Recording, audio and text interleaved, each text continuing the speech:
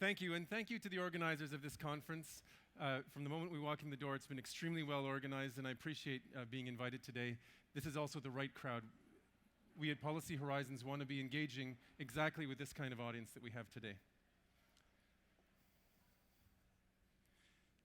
There it is. So I'll be speaking about living through the profound transition towards the next digital economy.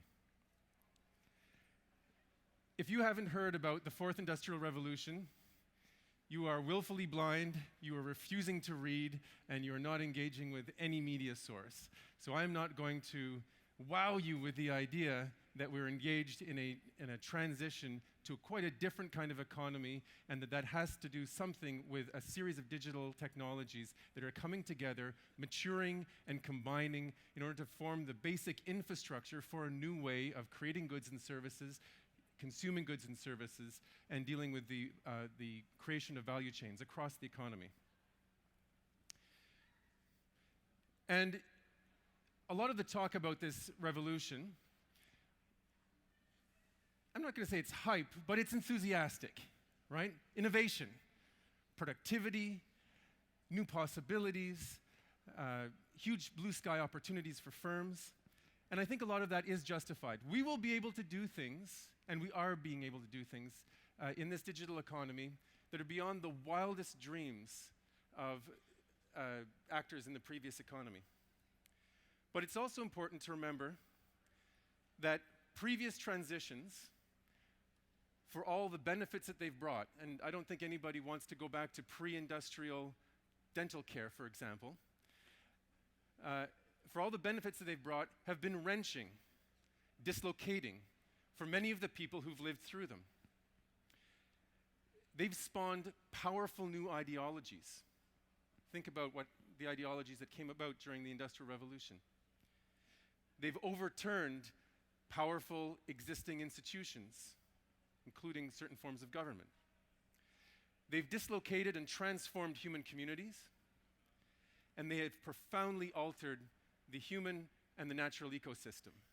Why would we think that the next digital economy, if we really are in a transition, is going to be an exception to this rule? We think it's better to assume, as a planning assumption, that the next digital economy will be ambiguous, that the future is uncertain, and to ready ourselves for the possibility of a lot of surprise. So we do need to plan. We should be enthusiastic. We should watch out for challenges, and we should grasp for new opportunities. But we can't plan in a way that assumes that we know in any detail what that shape of the economy will be, what it will look like. Who here builds models or does data work for their living? Yes. Okay, modeling is essential. Climate modeling, economic modeling, all kinds of modeling is essential. But where does the data for those models come from? On what set do humans or machines learn to create those models? It all comes from the past. So there's something incomplete about trying to model for the future if one of your assumptions is that the future is going to be profoundly different because of some economic transition or transformation, and we're relying for learning the skills and the shape of the model based all on data about the future. I love evidence-based policy. Who here loves evidence-based policy? Anyone in government? You have to raise your hand, it's mandatory. Okay, but all evidence does come from the past. And evidence tends to be organized along the intellectual channels that have grown out of the past from which it emerged. If you believe we're going through an economic transition towards a new digital society, and you don't have to believe, but if you do believe that, or if you think it's at least plausible, then that's a reason to do something else besides only modeling based on past data, and that's why we engage in foresight. I work at Policy Horizons Canada with very talented teams, and we are the federal government's Center for Strategic Foresight, trying to give people a sense not of exactly what will happen in the future.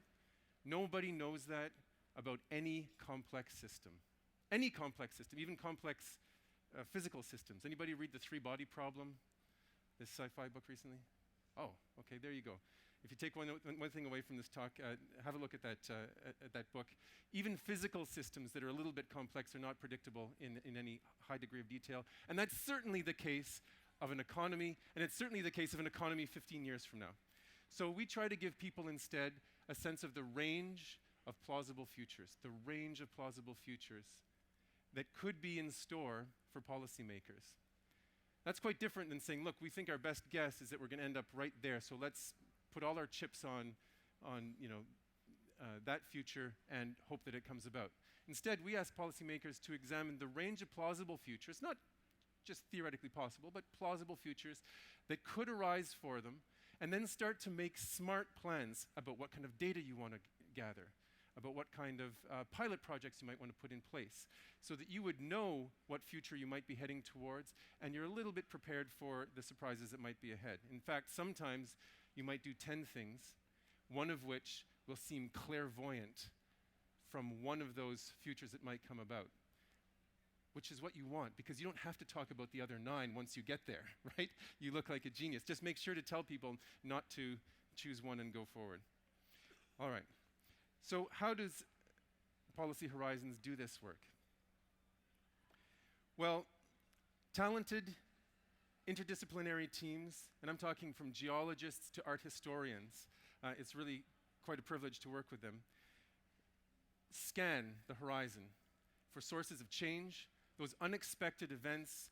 They might be mini black swans out there that somehow don't fit the model, or that change our understanding of how a known trend might be emerging, or at what speed. We bring together experts, we workshop. I hope that some of you will join us if you haven't already in workshopping our next studies, and we get a sense of what the system is that we're working with, and the relations in that system. And then we develop change drivers, and that's the fun part, and I'm about to get to the fun part of my presentation as well. We develop change drivers, and we drive them against the system that we've described. And we start knocking and wiggling on all the parts of that system and the relationships to see what could change if certain developments in AI and semantic AI take place relatively quickly, just for an example. But who here has lived through a future, or a past, in which only one thing is changing? Yeah, it's never happened. It doesn't happen. You always get multiple changes happening at the same time. And so the discipline and the rigor of foresight is really a series of processes to try to cross-impact changes and develop scenarios depending on how they might interrelate, how a critical uncertainty might break one way or the other, or how important actors like major firms, like governments, decide to act and then react to each other. We recently put together 2 studies. One was on the next digital economy. It's on our website. Please read it. It's a wonderful read, and it'll give you a deeper sense of what I'm going to discuss today. The next digital economy is really about what happens across the whole economy as a series of technologies that still have a little bit of gee whiz. I mean, you've been here, if you've been coming to the events, it's not full gee whiz, but it's moderate gee whiz with Internet of Things, different kinds of artificial intelligence, automation, synthetic biology. As these things stop to be gee whiz, they start to be moderately boring, interlock together, and drop out and form the infrastructure for the next digital economy. We see huge changes potentially in store for the way that value chains are put together. We imagine firms, instead of corralling resources and then building a conveyor belt to put out many units of the same thing, starting to add, in an agile way, pick down into an always on-demand, always available pool of factors of production, putting them together right on time and generating custom goods for consumers. And these are all enabled by technologies that exist today. We've imagined a kind of one scenario in which we have a very distributed, essentially mesh economy with many actors using a kind of shared infrastructure of artificial intelligence applications in order to come together to sort of put together value chains, almost one-offs to produce goods for consumers. We've also imagined scenarios where certain kinds of platforms really capture a lot of the transactions that are taking place in that economy and grow up into being their own ecosystems, that they essentially own an ecosystem or own their own economy. And there would be a different distribution of welfare, presumably, in those 2 different futures. We did some work on the future of work as well. We looked at 5 game changers.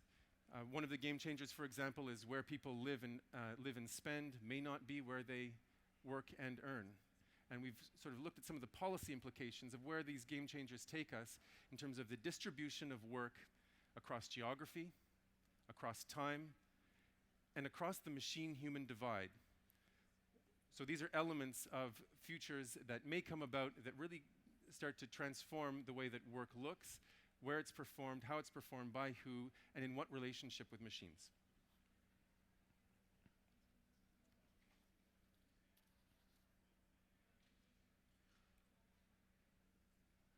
I guess I want to take you, though, back to this idea of living through the next digital economy and trying to ground us a little bit in the lives of people, not merely the aggregate statistics of what could happen. And that's important because who here has lived through 3% unemployment or 4% unemployment, 5, 6, 7, 10, 15? Actually, none of you have. You've all lived through being employed or unemployed.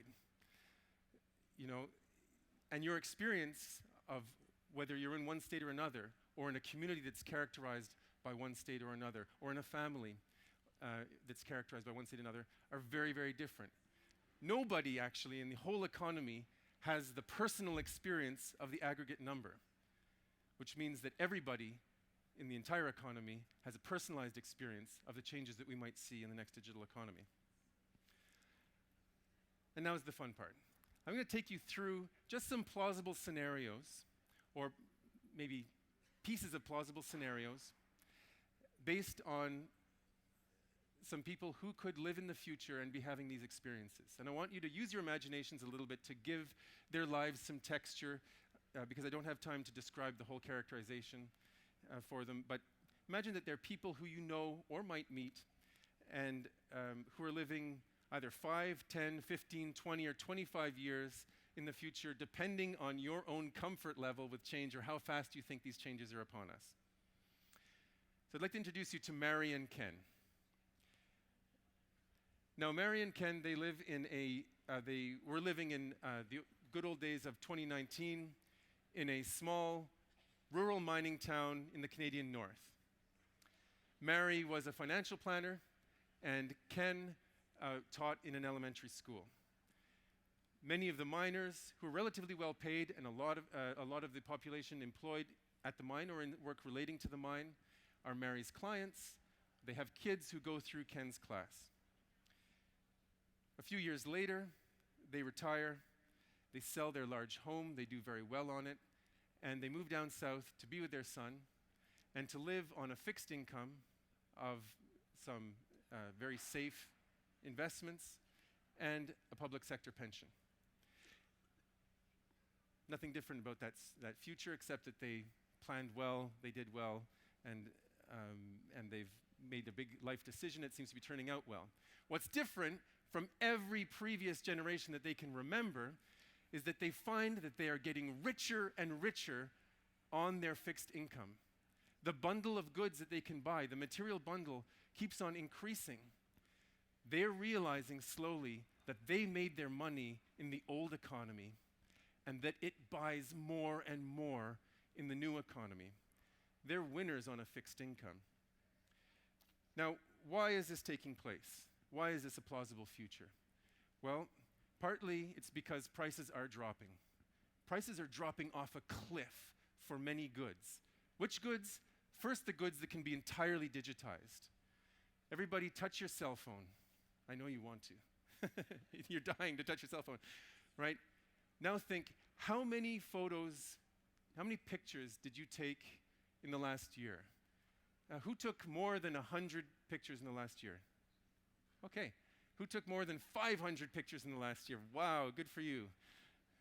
How many people took maybe more than 1,000 pictures? Yes.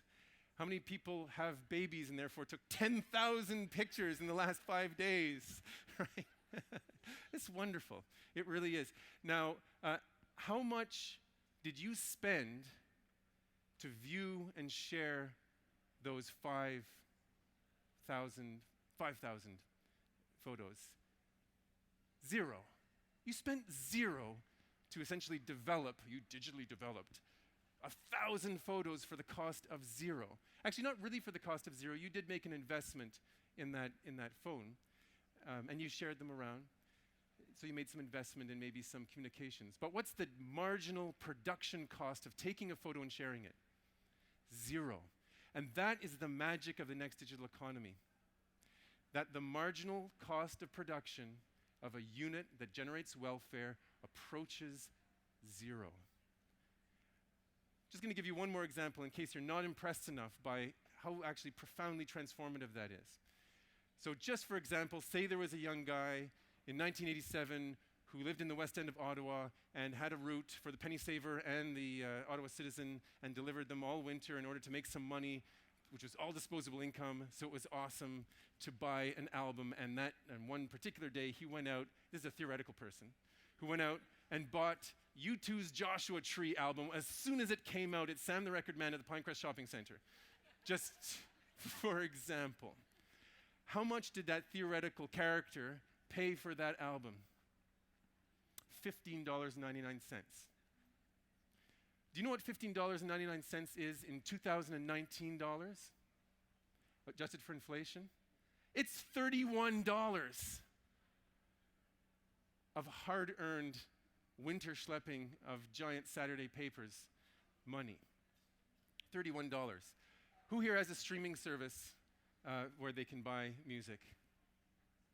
Right, almost everybody. Who here pays more than $15 a month for that streaming service? A couple? Okay, you might want to think about that. There's a lot of people who are paying less. But, right. And how much music, as compared to the Joshua Tree album, I'm not talking about quality now, probably it stands up, but how much music do you have access to for that $15? All recorded music owned by record labels, right? So we had, in 1987, $15, 8 songs, terrific songs, still good, and you can still listen to them, but you can also listen to all music for half the cost of buying that one album per month. Okay, so what's happening? The marginal production of digital goods is approaching zero. And importantly, the marginal production of mixed digital and physical goods is also dropping, right? And that's because, and a lot more things than you realize are mixed digital goods. So here's an obvious case is an electric car that you can draw down a digital update to. You get more value out of it, it works better, there's been no additional material used. They're trying to sell it to you for a lot, but I don't understand how that's going to work.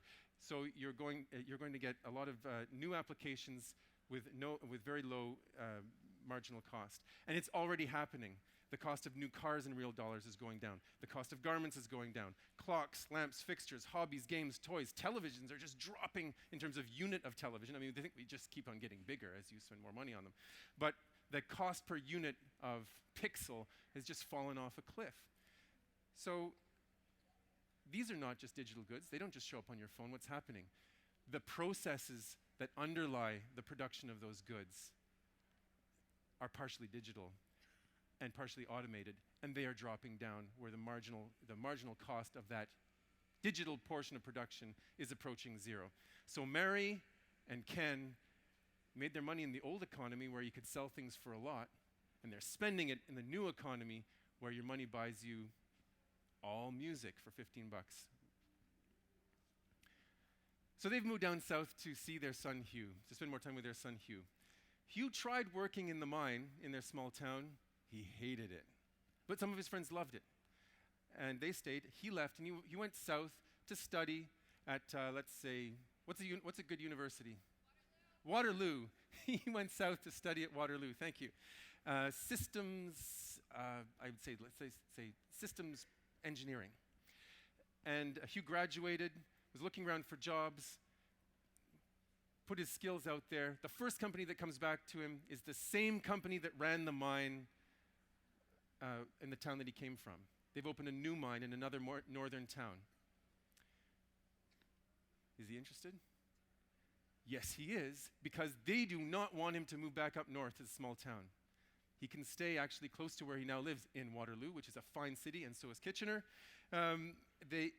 because over time he is building up a telerobotics office with 8 permanent staff who now do the work of 120 people remotely on an automated mine. If it's necessary for him to actually engage in detail with the mining equipment, he can do that with a heads-up display and with motion controllers. He was a serious gamer and is fantastic at this kind of work. It turned out that all that screen time was a great investment. Tell your kids I said so. Don't tell mine.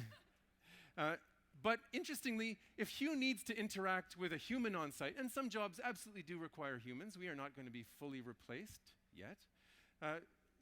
No, we're not. But they don't have to have Hugh's experience down in the mine to be doing that. They also put on a heads-up display. He rides piggyback on their audio, on their visual feed. He can point things out and provide instructions that they can see overlaid on what they're looking at physically. And he can either give them the direct instructions, or he can sort of push an AI at them once they've diagnosed a problem that can run them through the motions so that a human on site with very general capabilities can solve almost any problem. So, does this sound like science fiction? Yes.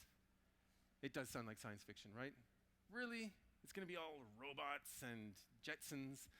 Well, this is happening right now in Pillsboro, Australia. There is a mine that is automated the extraction of iron ore. It's automated the moving of iron ore. It's automated the loading of iron ore onto an automated train, and that train takes it out to market. The whole thing is run from more than 1,000 kilometers away in Perth, Australia.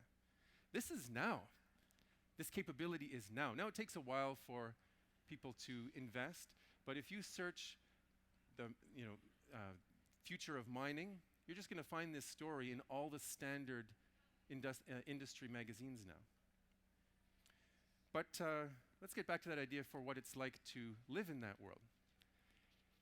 What happens to the secondary economy in that rural town or next to that new mine when they can't count on profitable extraction equals well-paid local jobs?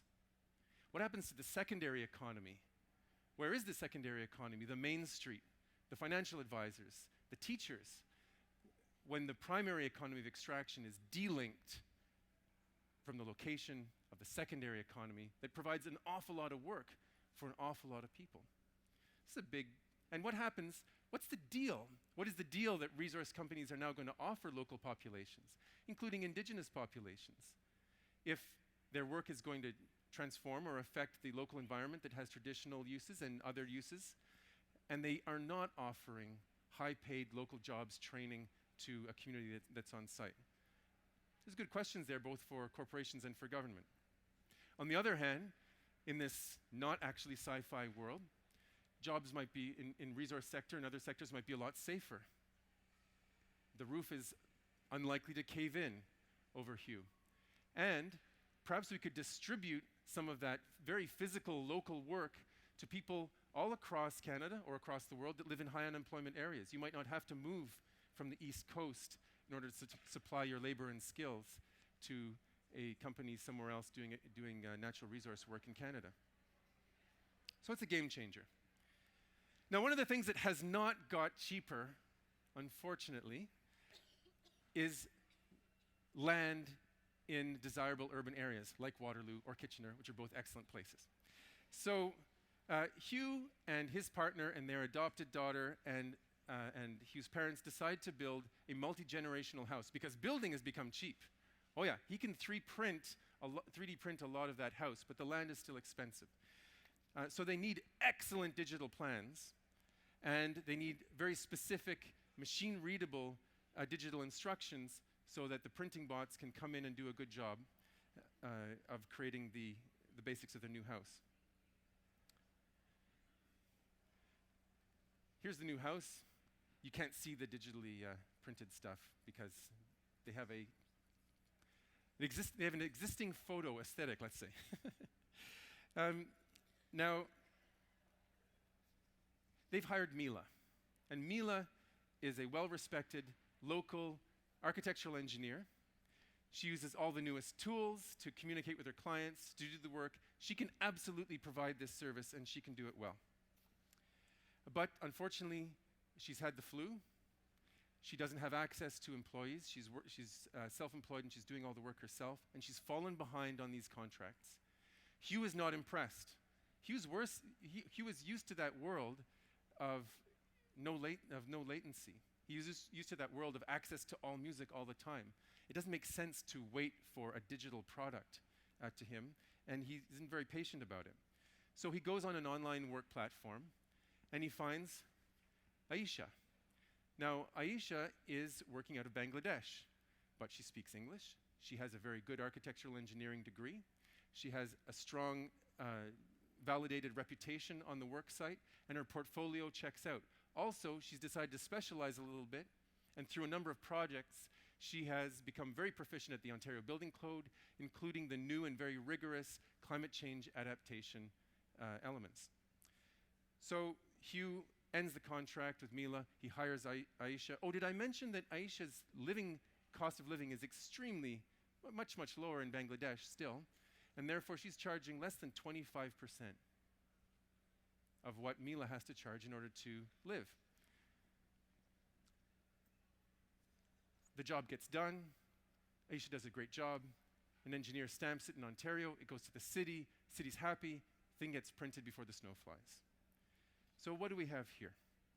We essentially have a global market in online services emerging with the help of platforms. I put it in Bangladesh to sort of ease you into that because those are English speakers, but I don't know if you're tracking translation software. It's gone from hilariously bad to frighteningly good in about 5-6 years. It used to be really the object of a lot of joking. Now it's pretty good for a lot of applications, and certainly for having back and forth discussions, practical discussions with a contractor. So how many people might be available for, reasonably educated people might be available for work in Africa, in China, in Southeast Asia, all over the world, who could use translation software to interact with Ken, who could do that same job that Mila is doing for a much lower cost? That's tough if you're Mila. It's great, however, and it's the promise of the next digital economy if you happen to be Aisha in Bangladesh. So this is difficult because Mila is now, she wants to continue doing this work. She's good at it. She's considering dropping her prices another 40%, and this is not her first drop, in order to stay in the game. As a consequence, she's going to be priced out of the Waterloo housing market. So she starts looking at lower priced places to live, and she starts looking at those smaller towns like the one that Hugh came from, thinking that might not be a bad place actually. Housing prices are low, beautiful natural environment, other professionals are making the same choice. So there's a reorganization of different kinds of work across space. And it raises the question, if you don't need to work and earn the same place that you live and spend, why do you live and spend somewhere?